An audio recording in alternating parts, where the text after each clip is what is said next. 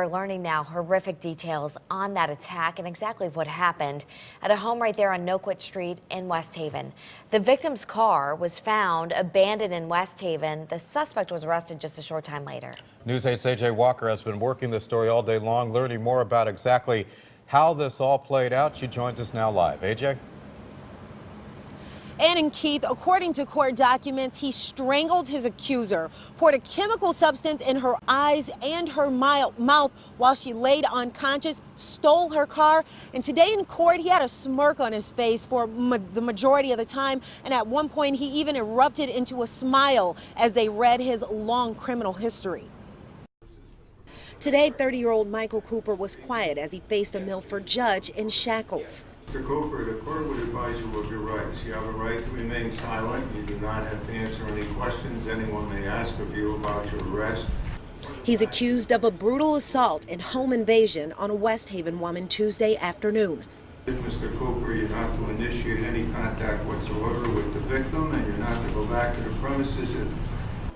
Police say Cooper was waiting on the front steps of his victim's home on Noquit Street. When she got there, he said he was waiting to take a cab and needed to use the phone. That's how he was able to get inside and alone with his victim. Once inside, he strangled her to the point she passed out, then poured a chemical substance on her face, then stole her car and took off. You do not let anybody in your house that you don't know. I don't care who it is. I've been here for 20 years. And nothing has happened like this before on the street. It's a very quiet street. Court officials say Cooper has a long rap sheet. He smiled when the court talked about his previous convictions.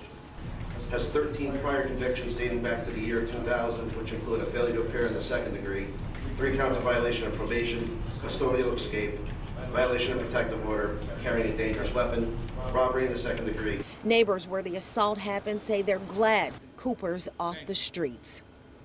But that is one person that did get caught. A lot of people don't get caught that does that stuff.